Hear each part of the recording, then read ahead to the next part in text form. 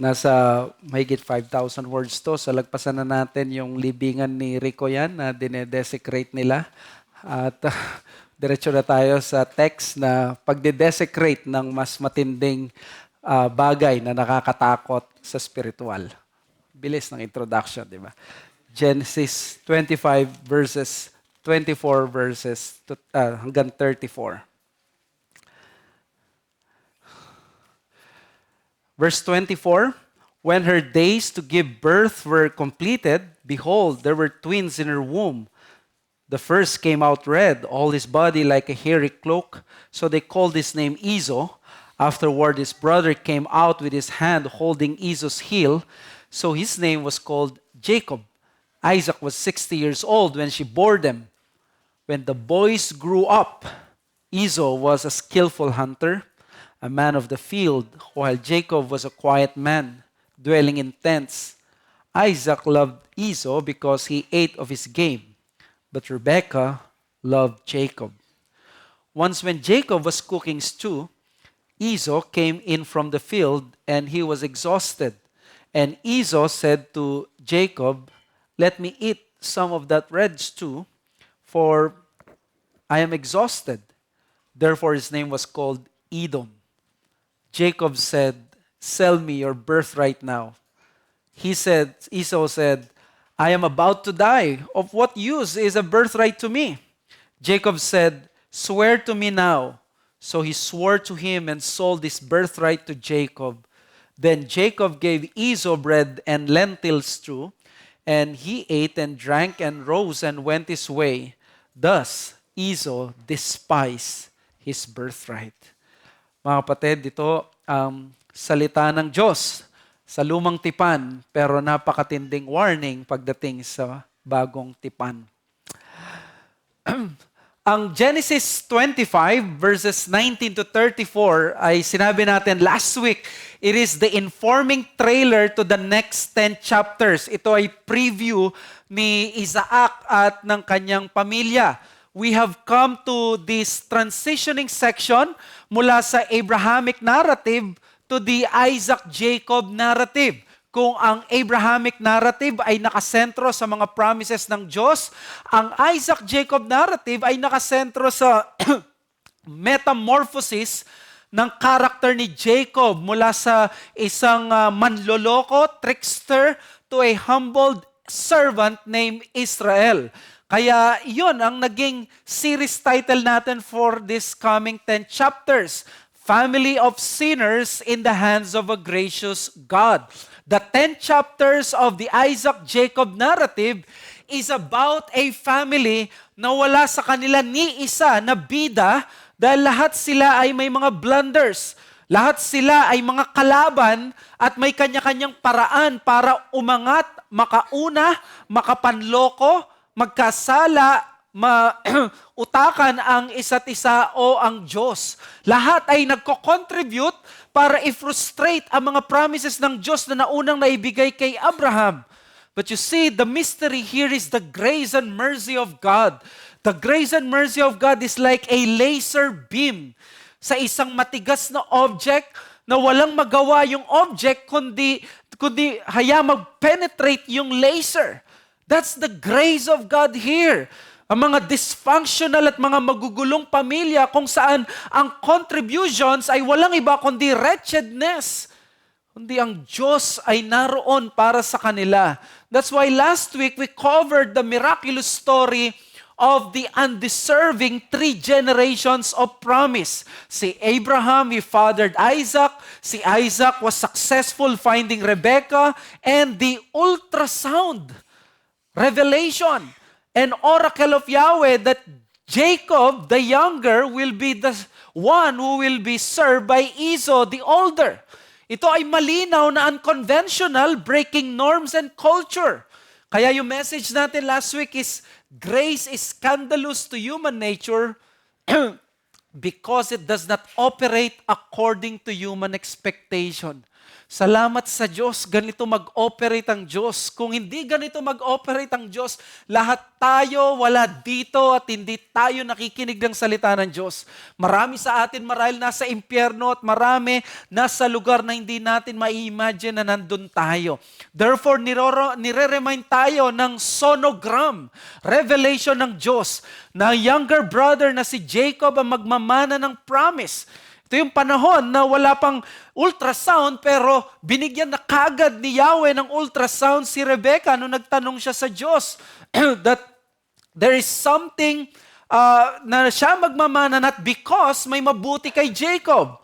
Ay wala pong mabuti kay Jacob. Sa womb pa lang, hinihila na niya ang kapatid niya. Ibig sabihin, ginigera na niya ang kapatid niya. Nagsimula na ang war between the two babies who will become two boys, two men, two nations, and two international news. So very clear ang message. Ang mga tao ng Diyos, ang bayan ng Diyos, they are only created by grace. Now, ang passage natin will take us to zoom into the lives of these twins from their time in the womb to their time in the field. So yung passage natin mga kapatid, napakahaba nito na panahon. Mula sa sinapupunan hanggang makikita na natin, hunter na itong si Esau at si Jacob ay nagdudwell na siya sa tent. So, hindi lang sila mga bata or teenagers dito.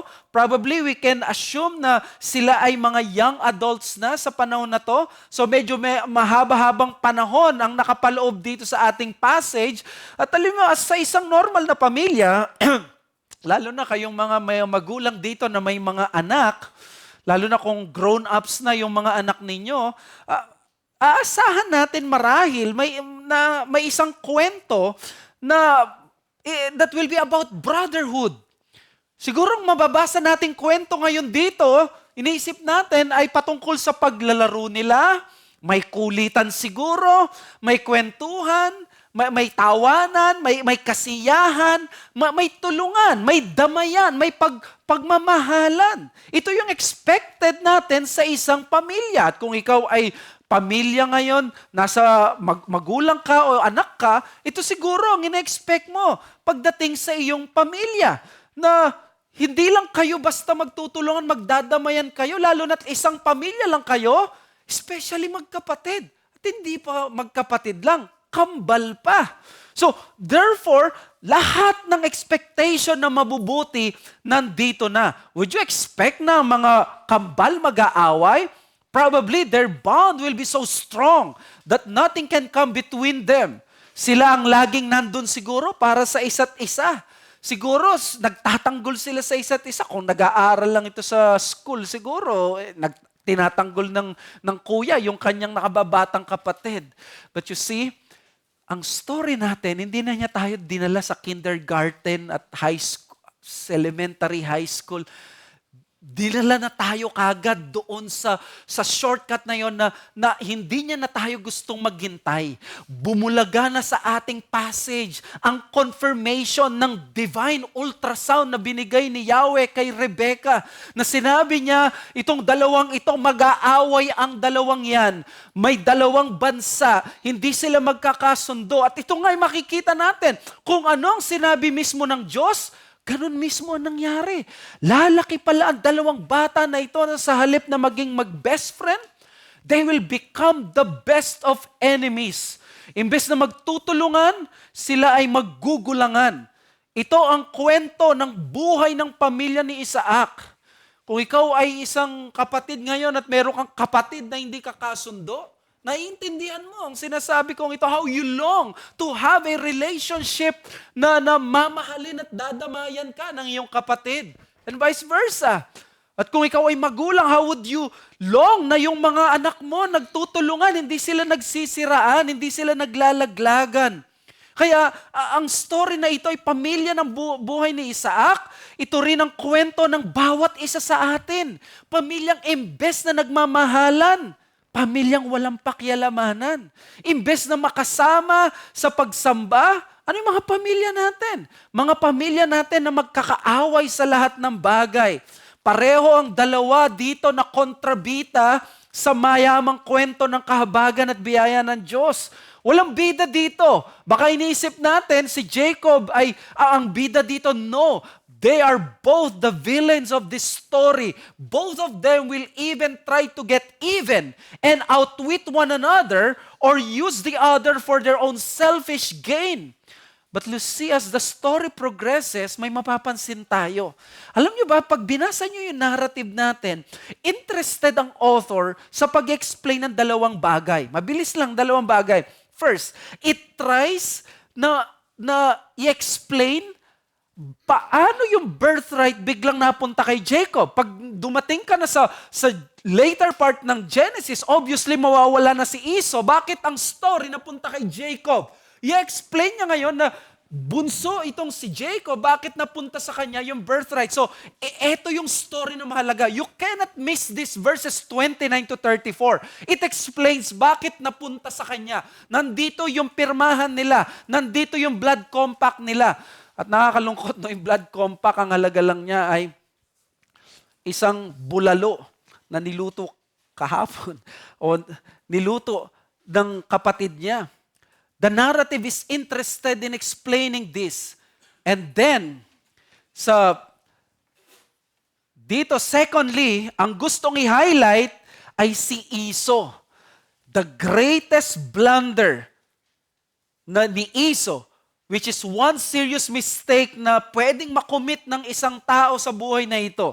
Chapter 25 verse 34 says it via editorial comment. Alam nyo, pag binasa nyo itong passage na ito ng chapter 25, sana mapansin ninyo na nagkukwento yung author.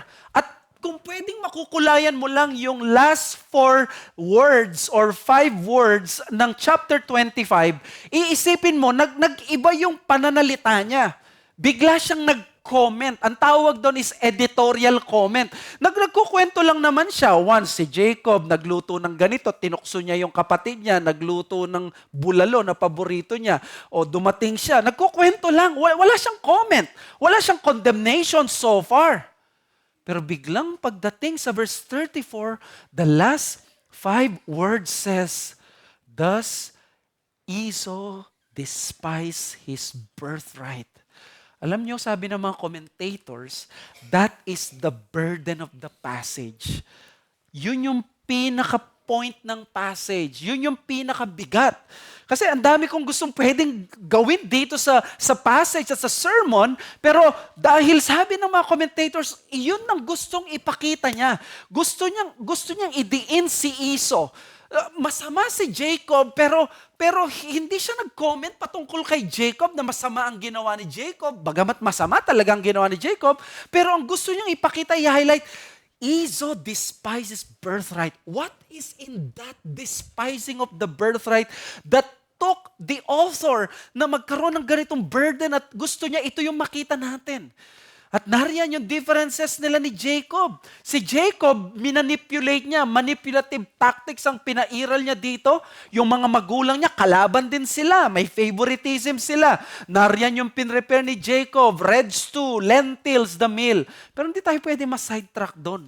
Ang gustong ipakita ng author, ang pinakaninanais ng author na ma-emphasize ay yung blunder ni Esau. The exchanging of the spiritual things for the immediate and temporal pleasure for himself. And dito ka manginginig.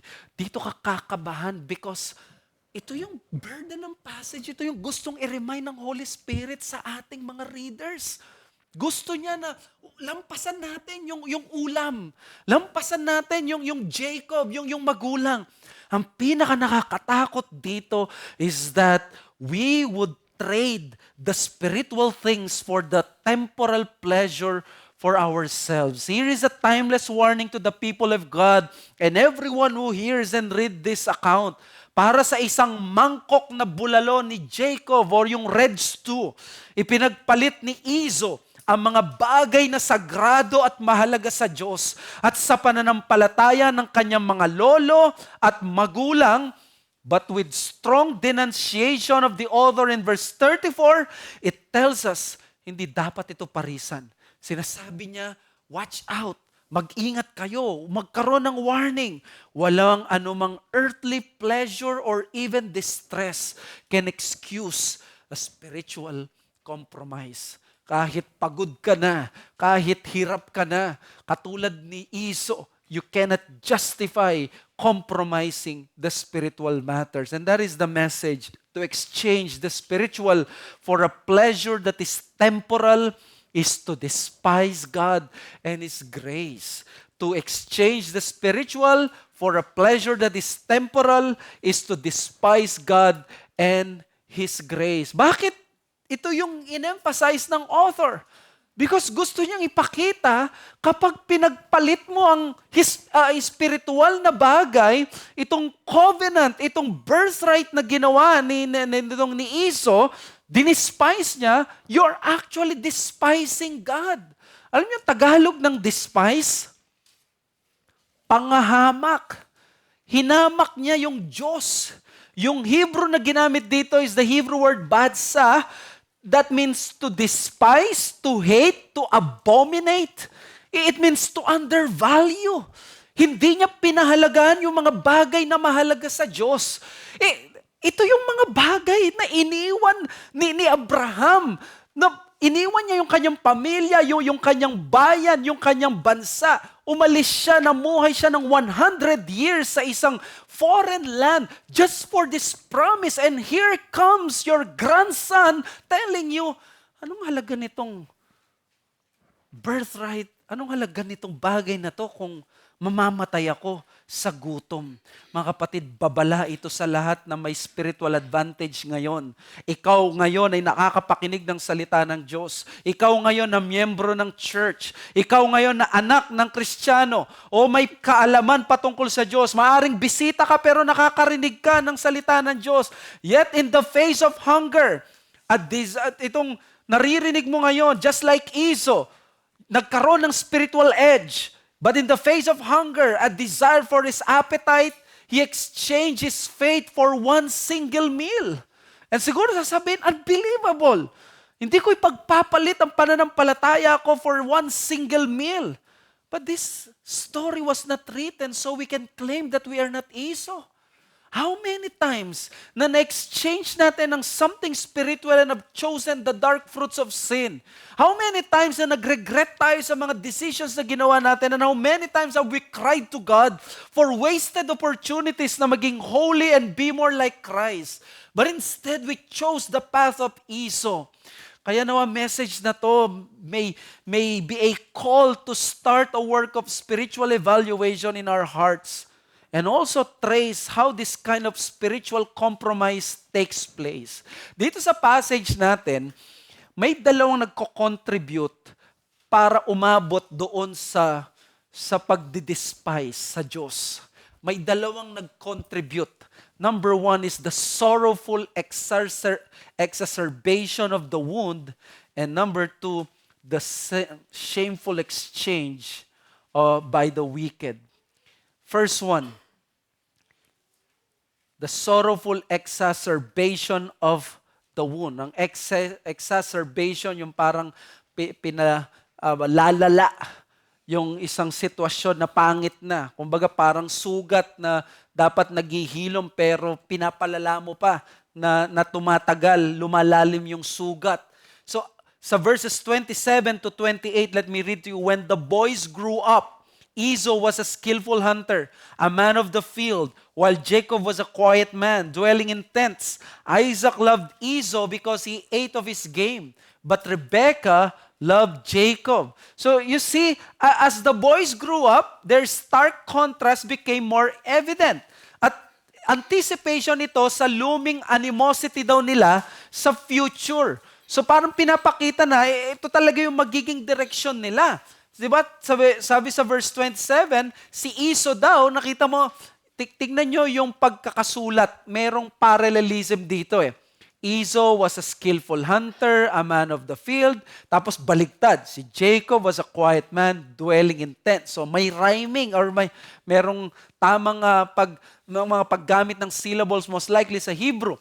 So it appears Wala namang masama, di ba, na yung mga twins different. Kung yung isa magaling sa basketball, yung isa naman magaling, let's say, sa football, nothing wrong.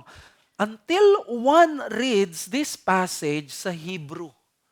Pag binasa nyo daw to sa Hebrew, you will begin to see na yung pagbabanggit ng differences na kanila, may mas malalim na kahulugan. Ang pagbabanggit sa differences nila, it meant to build an explanation bakit nangyari yung verses 29 to 34. Di ba kayo nagtataka mga magulang?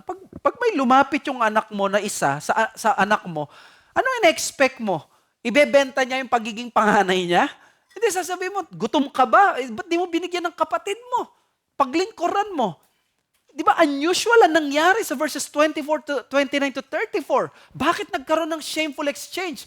Ina-explain ngayon nitong verses 27 to 28. How did the twins end up like this? Being like this? Bakit may conflict? Well, 27 to 28 explains both the preceding and the succeeding verses. First, they show na yung oracle, yung sonogram, ultrasound ni Yahweh kay Rebecca, pinapakita niya na tingnan mo, totoo. Ito nga nangyari. Nag-aaway na sila sa sinapupunan, tingnan mo, talagang hindi sila nagkasundo. That far from being the best of friends and have the usual similarities of twins and siblings, there will be a stark contrast between them and an ensuing rivalry fueled by their parents' favoritism. Second, yung scheming, manipulating, exploiting, deceiving, and taking advantage sa verses 29 to 34, mas madali nating maintindihan na kung anong ibig sabihin ng 27 to 28. At pag binasa niyo yung 27 to 28, sasabihin niyo siguro, Pastor, tignan mo, 27-28, ano makukuha natin dyan? Skillful hunter, man of the field. Si Jacob, tent dweller, siya ay, nandoon lang sa tent. Anong ibig sabihin nito? Again, ang description ni Izo as being man of the field, pakinggan po ninyo, it suggests more than what we read in English. Alam mo yung ibig sabihin na siya ay skillful hunter, man of the field? Di ba sila Isaac? Di naman sila ganito. Nomad sila, tent dweller sila eh. Pero kakaiba ito. Ang huli mong makita na taong ganito ay si Nimrod na he was a mighty hunter before the Lord. But that doesn't mean na ganun siya na in rebellion against God. Pero ang pwede nating sabihin, listen to this, Izo, being a skillful hunter only meant that he was carefree, wild, rough, adventurous, exciting. At yung ganitong activity niya sa buhay, trabaho, it made him so strong and physically confident. Dahil lagi siyang nasa labas, sabi ni Isaac, nung di na siya makakita at be-blessed na niya, amoy gubat, sabi niya. Ito yung aking anak. Amoy gubat na siya. He's the prototype of the mountain man. Sabi ni Austin Duncan, this guy exudes testosterone. He can't hold still. He's always in the wild. He can't be pinned down. He's going to be a moving man throughout his life. He's going to run and run and run. That's Izo. So may picture na kayo ngayon. Netong si Izo, siya ay yung isang tao na parang outdoors. Accomplished man outdoors na walang panahon sa pagme-meditate, pagre-reflect. Ang para sa kanya ay mangaso, magkaroon ng property, magkaroon ng ganitong adventure. He's a man na ang pakay niya sa buhay ay mag-enjoy. Magkaroon ng adventure sa buhay, nasa labas lagi, mamamasyal. And then si Jacob, how about him? He was a quiet man, dwelling in tents. Sa dami ng commentators na binasa ko, halos napagod ako na lagi nang binabanggit yung quiet man, maling translation to. Kasi ang ibig sabihin dito, blameless, parang si Job, blameless. Hindi naman blameless itong si Jacob. Ang Hebrew word kasi nito ay tam. Ibig sabihin niya parang righteous. Yun ba ang ibig niya sabihin? Well, para sa akin, I'll go with Derek Kidner. Ang sabi niya, he has the level-headed quality that made Jacob at his best toughly dependable and at his worst a formidably cool opponent. Siya yung nasa indoor, totally opposite nitong si Esau. Sabi ni R. Kent Hughes, Jacob was self-contained, conventional, and controlled. Again, sabi ni Austin Duncan, may steadiness ng resolve. It doesn't mean na mama's boy siya, na nasa bahay lang siya lagi. Hindi rin ibig sabihin effeminate siya. Pero ang ibig niya sabihin is, he's domesticated. Again, Austin Duncan said, all these people are nomads. All these people live in tents. They move around the wilderness. They were expert in surviving in hostile conditions. But Jacob's concern were more calculated. He was concerned about the economic of things. He was a steady thinker. His thoughts ran deep about the condition of the herds and flocks. Jacob was a cunning, quiet, staying among the tents. He knew exactly what was happening all around him. He had a plan. He was scheming, planning, thinking. Jacob would have been a great chess player, 7 or 8 moves ahead all the time. So, ito pala ibig sabihin ng dwelling in tents. Mas magaling siyang mag-isip, thinker, nag-iisip siya, binapansin na niya yung movement nitong si kapatid niya, paano niya matatrap, doon niya ma-overtake ito dahil hindi siya ganun kalakas, katulad ni Esau, mag-defeat niya ito by using his brain. So far, so good? No. So far, so bad. Nangangamoy tension na dito pa lang. Siyempre, darating yung magulang. Hindi naman pwedeng hindi banggitin ng author natin yung magulang, di ba? Siyempre, mga magulang to the rescue. Ang gagawin nila, for sure, pagkakasundo nila itong magkapatid, magpipreach sila ng pagmamahalan at sasabihin nila, alam nyo, magkapatid kayo, kambal kayo, dapat nagtutulungan kayo, nagmamahalang kayo. Ganun ba yung ginawa sa verse 28? Sabi niya, Isaac loved Esau because he ate of his game. But Rebecca loved Jacob. Imagine, sa kabila ng oracle na na-receive ni Rebecca na hindi sila magkakasundo, ang dalawa in the future, alam na nila bata pa lang, magkakaroon ng tensyon ito. Ginawa ng magulang, imbes na gamutin, imbes na sabihin, oy, ganito, dapat kontrolin nyo sarili nyo. Tignan nyo, ginawa ng mga magagaling na magulang. Pinalala nila. Because they played favorites. The text did not say na isa lang ang mahal ng isa, na si Esau, si Isaac, si Esau lang ang mahal, si Rebecca, mahal lang niya si Jacob. For sure, each of them loved them both, but the issue here is, sa Hebrew, one parent had a strong preference over the other. Sakit nito. Imbes na punuin ng pagmamahal ang kambal at ipakita sa kanila ang better path to take as they grow older, these parents join them in their natural inclination to be selfish. Look what is the reason why Isaac preferred yung panganay niya more than Jacob. Sabi niya, kasi pinapakain niya ako ng kanyang pagkain, nung kanyang nahuhuli. Look at this. The father said, gusto ko yung luto mo. Mukhang pagkain ako, sabi ng tatay. Guess what? Saan mahuhulog itong bata na favorite niya? It's the same thing sa pagkain din. The favoritism was based on natural senses rather than enduring qualities. So Rebecca's favoritism kay Jacob hindi na in-explain sa atin. Probably dahil sa oracle, dahil alam niya siya yung magmamana. Mga kapatid, ang dapat response ng isang Kristiyano na New Testament dito ay pace farm. Sinabi na sa kanila yung oracle that these two boys will be in conflict in the future at heto, malaki na sila. What happened to the praying Isaac? And what happened to the seeking and searching Rebecca? Well, this lesson tells us about a deeper issue in the story. Yung parents' favoritism had become one of the reasons why the two would be deceiving each other and would be in constant competition. They started in grace nung nagkaroon sila ng baby. Now they have walked in the flesh. They have neglected the grace of God to be applied to both of their children. Isaac and Rebecca prayed for them. They started right and good and by the grace of God. But nung lumaki na sila, nakalimutan na nila yung biyaya ng Diyos. Hindi na nila naamoy ng mga bata ang biyaya ng Diyos sa bahay. Ang naamoy ay favoritism. Ang selusan ang naramdaman nila, hindi ang biyaya ng Diyos. Instead of providing a home where they are both assured of their love, these parents destroyed their children's future. Now, gusto kong emphasize dito ang isang bagay that I have just discovered as I become a parent mula nung naging Kristiyano ako. May mga tao katulad natin na buhay sa iba't ibang environment. And that environment, madalas, karamihan sa atin, it's not an environment of grace. And that's what happened here. Naniniwala ako, nag-contribute yung environment na ito o yung pagpapalaki ng magulang.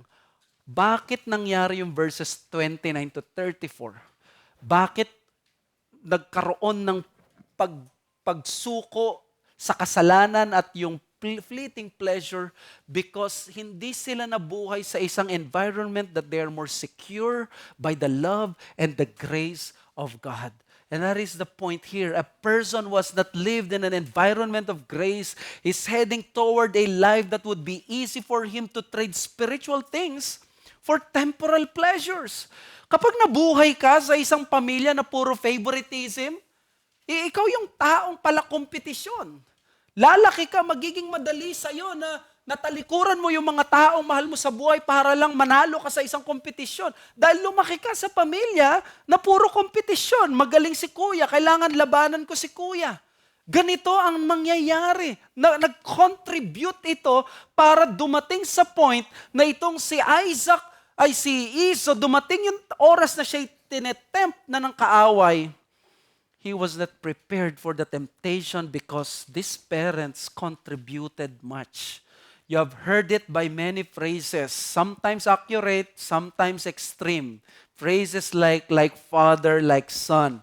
You have heard it, generational curse. You have heard it, kung anong puno, siya rin ang bunga. Pero ang mas accurate ay ito, values are caught, they are not taught.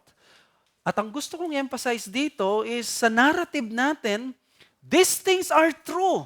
Not because may nagsabing pantas outside the scripture. Alam nyo bakit totoo ito? Na kung anong puno siya rin ng bunga? Bakit may ganitong generational curse ko, no? Because of the reality of sin in our lives. Since the fall of man sa Genesis 3, ang tao, pasama lang siya ng pasama at kung ano nakikita niya sa kanyang magulang, sa environment niya at ganon, kung walang biyaya ng Diyos na magbe-break in doon sa pamilya na yon, magkakaroon siya ng pananaw na ito yung paraan paano ako mabubuhay. Ganito ako dapat aakto pag dumating ang tukso. Ganito ako dapat kikilos kapag dumating ang ganitong oportunidad. As sin entered through Adam, and so sin and death pass upon all of us. We will be like our father Adam dahil sa pagkahulog sa kasalanan sa Genesis 3. Again, napakaganda nung sabi ni Austin Duncan, and I quote him, "And we don't know if his mother is complicit in this thing, if she whispered in his ear what the prophecy was. But we know that Jacob is being Jacob and Esau being Esau. And it's a reminder to us that one of the most powerful forces in this entire world is human nature. And because we have learned in Genesis, the earliest pages of this book, human nature is stained and influenced and persuaded by sin. We see that in both of these boys' interaction. Nandun na yung sinful nature nila. In-exacerbate pa nung pagpapalaki ng magulang. In Isaac's family, the sin of partiality exacerbated even more. Ang problema ng magkapatid. Alam nyo ba, sa 10 chapters na pag-aaralan natin, alam nyo kung ano magiging kwento nito? Ang kwento nito, itong kasalanan ng favoritism, guess what? Manganganak ng manganganak ito. Makakaabot ito hanggang sa chapter 37 na kung saan si Joseph, naglalakad siya at sinabi ng mga kapatid, nandito yung paborito ng ating tatay. Si Jacob, paborito siya ng nanay at nung nagkaroon na ng anak si Jacob, guess what? Anong ginawa niya? Naging paborito niya yung mga anak ni Rachel, si Benjamin at si Joseph. At anong naging result? Yung mga kapatid niya, pinagtangkaan siyang patayin, naawa lang si Judah at binenta na lang siya. Minana ito ni Jacob ang ganitong favoritism. Itong patriarchal household is actually a mess. Pinagselosan siya ng gusto. Ito ang kahihinatnan din natin, mga kapatid. Ang tao na hindi lumaki sa biyaya ng Diyos will only grow old and build his own family tulad lang ng nakita niya sa kanyang mga magulang at sa paligid niya. It's the same kind of life and family, same way of raising his own children. Kung siya ay lumaki sa tahanang sineselebrate ang sin, then he will have a family celebrating sin or probably even worse. You have heard of Dwayne Wade, the Miami Heat superstar.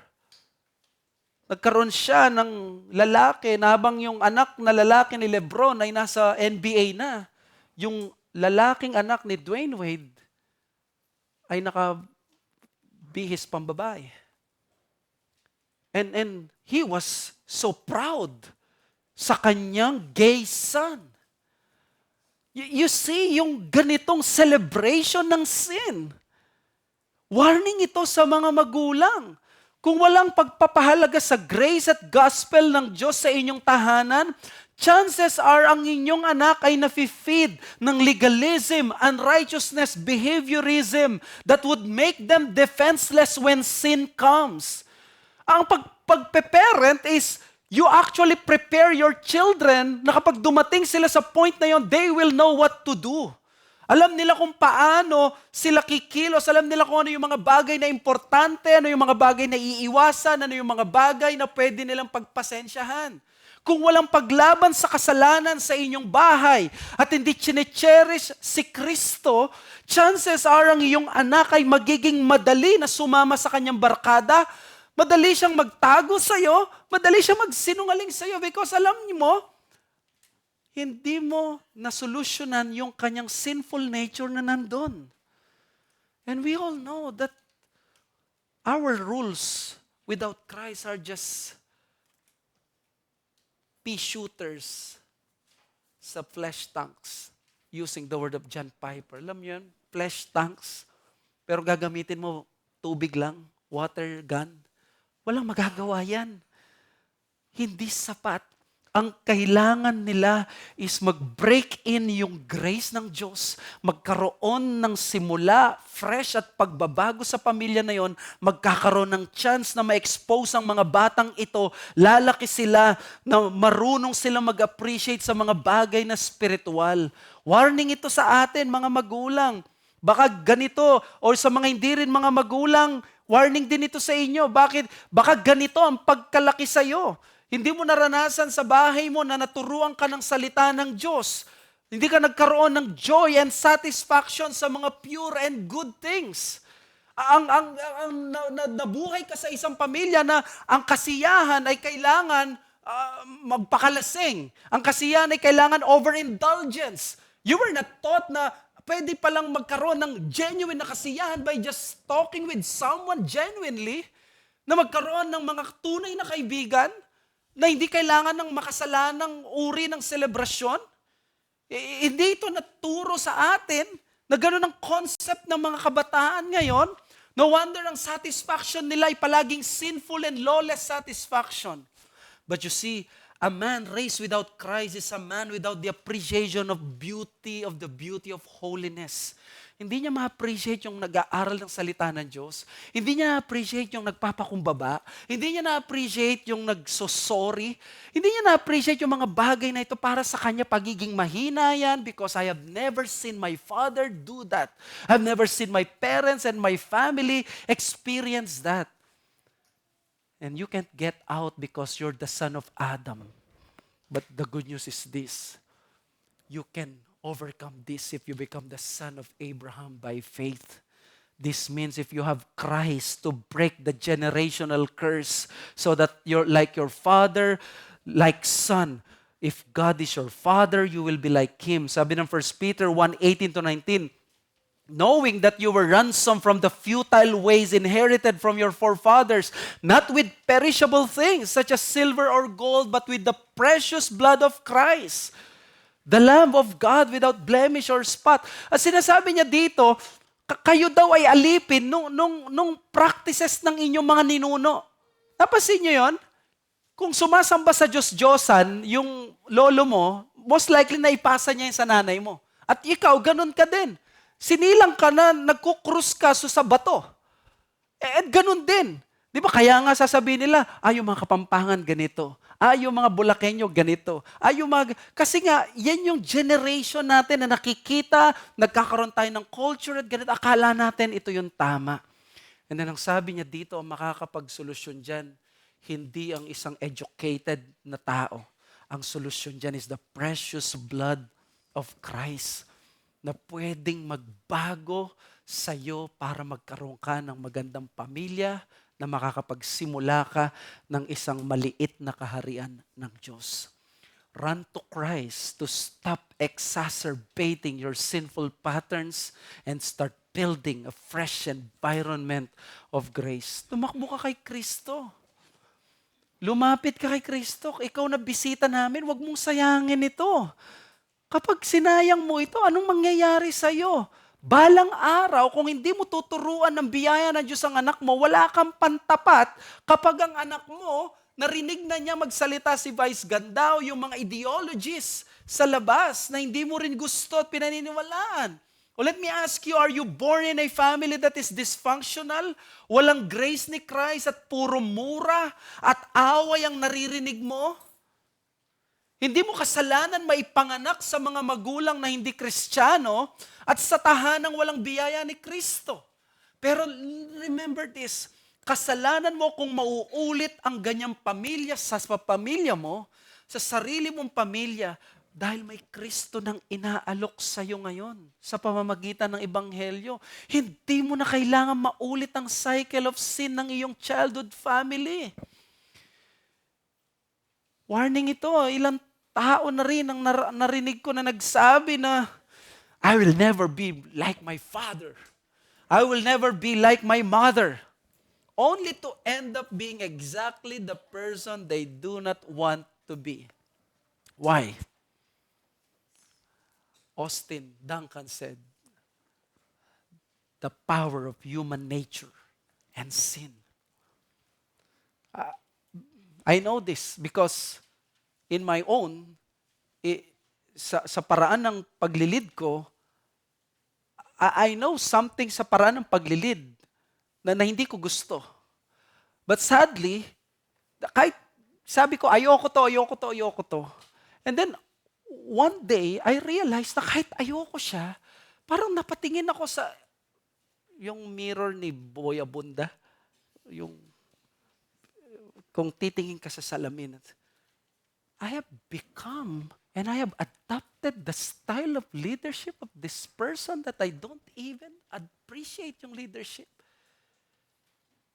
Yet all the while I said, I do not like this. But I realized it was the only leadership I was exposed to. It was the only one I have experienced hand in hand.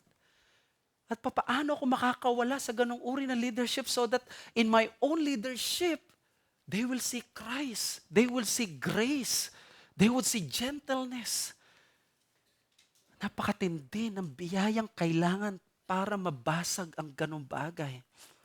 Only one power that can change that all. The power of grace in Christ by the gospel of His salvation. Kung ikaw naman ay member ngayon na nandito, ganito ang kalagayan, through Christ, pwede mo nang simulan ang future mo na hindi maging katulad ng nakagisnan mo. Hindi mo kailangan magtuloy ang pattern ng isang pamilya na hindi nagsisimba. Isang pamilya na hindi nananahan ng forgiveness, thankfulness, appreciation. At kung Kristiyano ka ngayon, simulan mo sa buhay mo by the power of Christ. Ipaunawa mo, ipakita mo sa asawa mo, sa mga anak mo, ipaamoy mo ang samyo ng Ebanghelyo ni Kristo. Kung wala ka pang asawa o wala ka pang pamilya, mangako ka sa sarili mo na pag naging pamilyadong tao ka, resolve in your heart, Ang pamilya ko ay magkakaroon ng tatay na mangunguna sa kanyang pamilya sa pagsamba. Isang tatay na di lang magtatrabaho para pakainin ang kanyang pamilya, kundi tatay mismo siya sa kanyang mga anak. Tatay siya nakakausapin sila. Tatay siya nakukumustahin sila. Resolve mo sa pamilya mo na magiging nanay ka, na hindi ka magiging typical Filipino mother na nagger. Kundi mapupuno ka ng grace sa iyong buhay at makikita yung joy ni Christ. So that yung lalaki yung mga anak mo, they would desire to go back home. Hindi yung, ayoko umuwi. Mas gusto ko sa barkada. Mas gusto ko sa iba. Hindi mo marahil nakita ito sa tatay mo. Kahit Kristiyano pa siya. Pero pwede mong simulan ngayon. Hindi kailangan magtuloy ang mga sinful patterns sa buhay natin. Mga kapatid, inumpisahan ni Isaac at Rebecca ang masamang pattern sa kanyang mga anak. At di nila akalaing gagayahin nila ito. Kaya ngayon mismo, pagsisihan mo ang favoritism mo sa iyong anak. Baka may partiality sa iyong mga anak. Baka pinapakita mo, akala mo pagmamahal pero partiality. Baka mas nakikita sa iyo ng anak mo ay partiality instead of love and community. Baka akala mo nararamdaman ng anak mo pag-ibig pero jealousy ang naipaparamdam mo sa kanya. Evaluate your heart, mga magulang. Let us break this pattern by the grace of Christ. Salamat na lang dahil si Kristo mahabagin siya. Nung dumating siya sa mga apostol at sa mga disipulo, they are a bunch of wretched people. Yet, they were able to create a movement that is on top pagdating sa virtues, pagdating sa godliness and grace. That's what grace can do sa ating mga buhay. Diba si John Calvin, nag-birthday siya noong July 10, 1509 siya ipinanganak. And nung una, ayaw niyang mag-asawa dahil abala lang sa kanya. Pero napilitan siya na convince siya mag-asawa para rin may mag-alaga sa kanya. Dahil busy siya sa pag-aaral, ayaw niya magkaroon ng pamilya. Pero nung nagkaroon siya ng pamilya, si Idelette de Brou, nakita niya ang isang uri ng pagmamahal na naintindihan niya. At sinabi niya na naging best friend niya yung mismong asawa niya. At na pamahal siya doon sa anak ni Idelette de Brou. Ito yung nagagawa ng grace ng Diyos. At ito yung dapat nating makita. On the other hand, the more important matter, let me just be quick, yung shameful exchange by the wicked, the author reveals a shocking transaction. Si Esau in exchange niya yung birthright niya for a red stew. Sabi sa verse 29, once when Jacob was cooking stew, Esau came in from the field and he was exhausted. Alam niyo, pag binasa niyo to, akala mo no, parang inosente siya nagluluto. Hindi, trap ito. Calculating, mischievous, manipulative ang taong ito.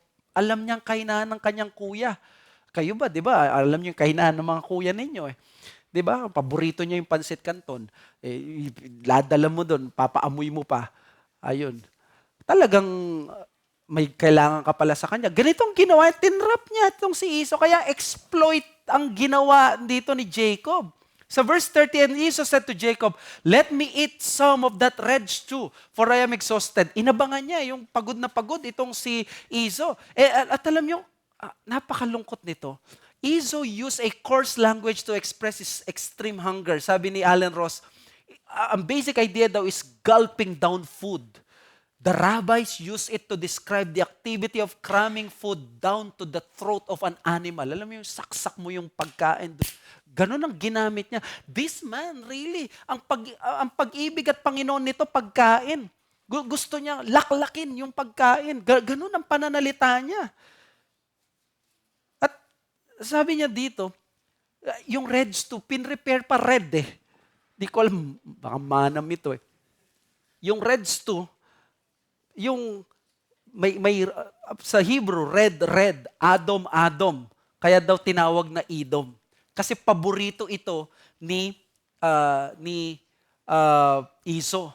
So, it's an expression na coarse suggesting bestial voracity. So, parang dumating siya parang hindi tao, parang hayop na gutom na gutom. Ganito katakaw at ganito given sa pagkain itong si Esau. Sabi ni Spicer, an uncouth glutton.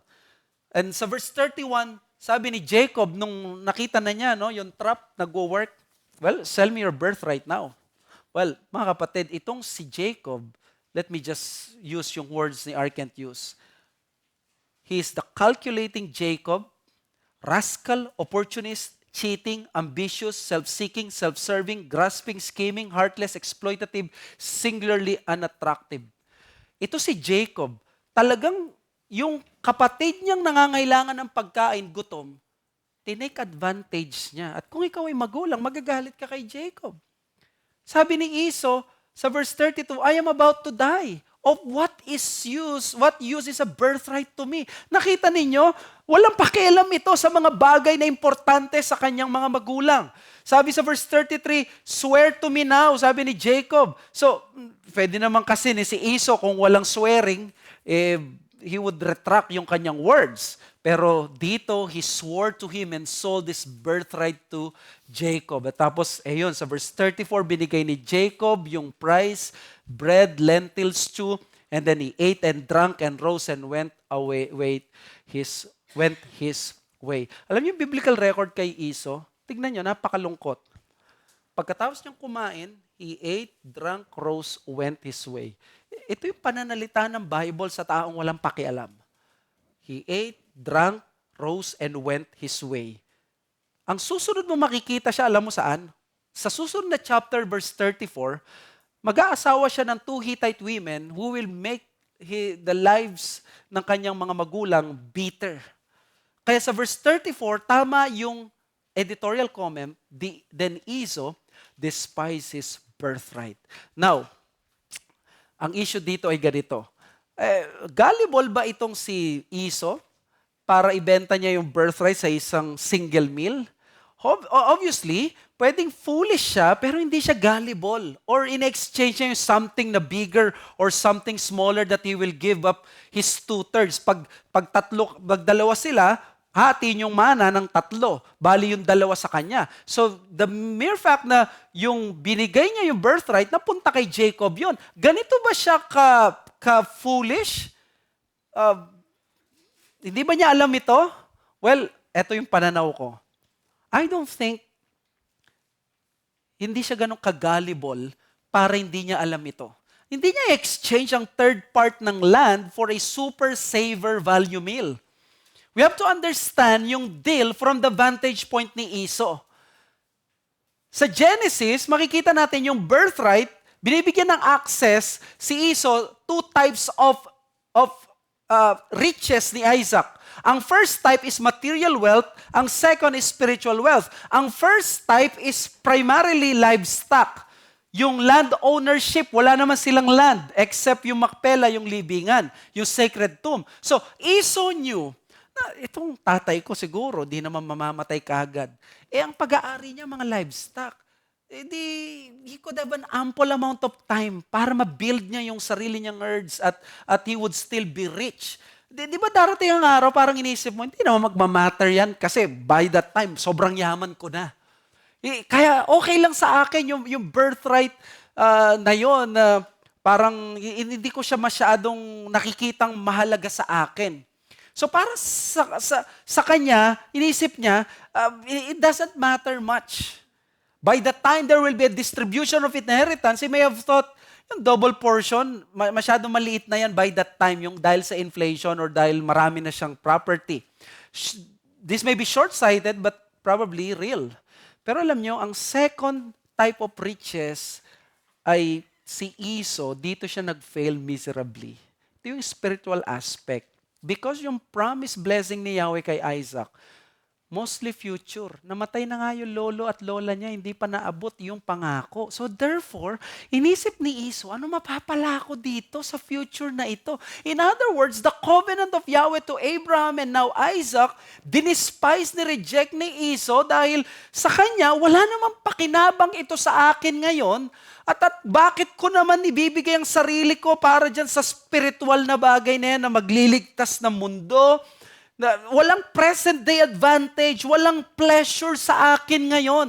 In this time of intense hunger, sinacrifice for a moment of earthly pleasure and temporal satisfaction of human hunger, Esau gave up a long-term promise, a satisfaction for the moment to gain a physical pleasure that would only last for 10 to 15 minutes.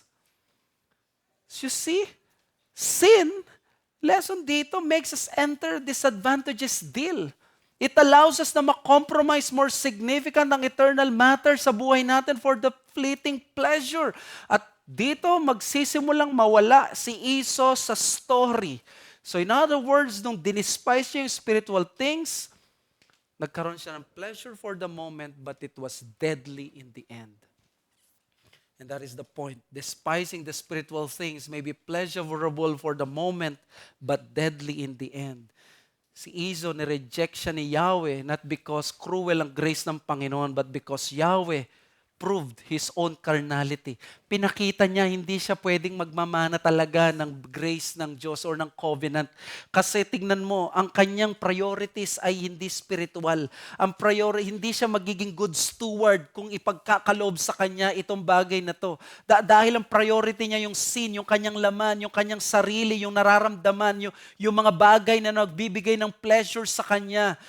At yan yung sinasabi ng Philippians 3:18, yung enemies of the cross of Christ, whose God is their belly, whose glory is in their shame, who mind earthly things. Si Esau is the ultimate earthly man.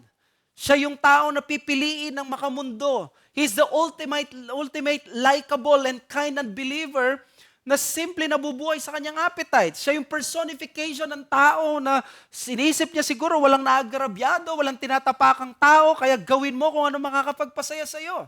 Siya ang magulang mo, no? Marahil na naniniwalang basta lumaban ka ng patas, nagtatrabaho ka na maayos, ayos ka na. Kahit hindi ka nagsisimba at hindi ka nagbabasa ng Biblia, naiintindihan ng Diyos yan, basta patas kang tao. Siya yung marahil na kaibigan mo na kahit magpakabisi sa buhay niya, basta hindi niya kinukuha yung pera ng iba, hindi siya masama. Hindi niya kailangan magkaroon na ng panahon sa Diyos o sa church. Alam niyo, ang bagay na ito, pinapakita na tong si Esau nag-enjoy for the moment, but it was painful in the end. Tumangis siya, pero wala nang pagpapala sa kanya dahil yung pagtangis niya hindi rin totoo. Sabi sa Hebrews 12:15-17, see to it that no one fails to obtain the grace of God, that no root of bitterness springs up and causes trouble, and by it many become defiled, that no one is sexually immoral or unholy like Esau, and sold his birthright for a single meal. He was rejected, for he found no chance to repent, though he sought it with tears. Si Esau, pinrefer niya yung animal over the spiritual. Ito yung katotohanan. Kaya ang challenge sa atin is train yourself with holy and spiritual enjoyment by practicing delayed gratification in your life. Ito yung magiging way. Kung si Esau, practice niya yung delayed gratification at may enjoy niya mga spiritual na bagay. Ang problem kasi is whenever you want ng enjoyment mo, it should be now. This is about holiness, sabi ng Hebrews 12. Kaya ang challenge sa atin is watch your appetites. If you will choose to live for temporal pleasures, for your appetites, for what feels good for the moment, for what is satisfying to your senses, for the indulgences of your beastly instincts, for the taste of your flesh, for your natural desire, for your natural enjoyment, for whatever you feel right now, you will obviously not live as a man or woman who will have a high regard for the spiritual things. Tingnan mo yung words, belly, flesh, profane, fornicator, derogatory sa New Testament. Another challenge is yung closeness natin sa mga spiritual things is not equivalent to have a heart for spiritual things. Si Iso is the biblical example of an almost a saint. Andun na siya eh. Napakalapit niya. Pero sinayang niya. Pinili niya yung kanyang laman. Pinili niya yung sabaw ng makamundong kaligayahan para sa instrumento, kaysa maging instrumento ng Diyos sa buong mundo. Sabi ng Hebrews 12 verses 15 to 17 sa Filipino, tiyakin ninyo na walang mahuhulog sa biyaya ng Diyos. Ang ibig sabihin, nandun ka na. Pwede kang mahulog. Pwede mong talikuran. Pwedeng akala mo, maganda yung desisyon mo kasi marahil ito ay sa relasyon ng unbeliever. Ito yung palagay mo na decision na makakapag-satisfy sa personal at present na problema mo. Pero sabi ng Bible, walang maging gaya ni Iso na immoral at lapastangan. Tingnan mo, kahit magalang kang tao, pero sa mata ng Diyos, lapastangan ka kapag inuuna mo ang mga bagay na ito. Mga bata na lumalaki sa Christian homes, kayo nangungunang kandidatong maging Iso. Expose kayo sa mga spiritual things that is not bad at hindi yun mali, but this makes you near to the kingdom. Napakapalad mo na pinanganak ka sa pamilyang yan. Pero wag mong isipin na dahil pinanganak ka dyan, okay ka na. Kailangan mo si Kristo. Alam niyo, ang gusto ko sa kwentong ito, kaya ginamit ko yung point na shameful exchange, is that this is not the last exchange sa Scripture. And thank God, hindi ito yung last exchange sa Scripture. Hindi lahat ipagpapalit ang spiritual para sa material at pisikal. Darating ang araw, may isang tao na willing siyang magkaroon ng exchange. Tatawagin ito ng Bible na the great exchange. But this man will not exchange what is spiritual to just say peace, one single meal. He will exchange his own life for the people who are willing to give up the spiritual for just one single meal. Dumating si Kristo at siya yung gumawa ng exchange na mas matatandaan at mas magkakaroon ng effect. The great exchange, Christ became the sin for us. He who was righteous, tayo na makasalanan, siya, si Kristo, napunta sa Kanya ang ating mga kasalanan. Salamat sa Diyos, hindi natapos ang Biblia na si Iso lang ang narinig natin na ito. May Kristo tayo na pwedeng asahan. Hindi lahat magiging katulad ni Iso. Hindi lahat magiging tulad tayo ni Iso. Pwede tayo maging tulad ni Kristo because siya na kaya niyang ibigay, i-exchange ang kanyang buhay para sa mga makasalanan. Kaya nawa, as I end, a glorious Savior was offered for your soul. How can we exchange that for a fleeting pleasure? Let's pray. Father, we thank you for this message. Salamat sa paggabay mo sa amin at pagtawag mo sa amin. Patawarin mo kami sa mga panahon na in-exchange namin ng spiritual covenant para sa fleeting pleasure of sin. Have mercy upon us. Make us not like Esau. Your human nature is going there, but because of Christ, because of His grace, we can be like Him, who exchanged His own life for the sin of many, para sa biyaya makamtan ng lahat ng mga taong katulad ni Esau. Maraming salamat, Panginoon. Ito po ang aming samot dalangin sa pangalan ng Panginoong Yesus. Amen.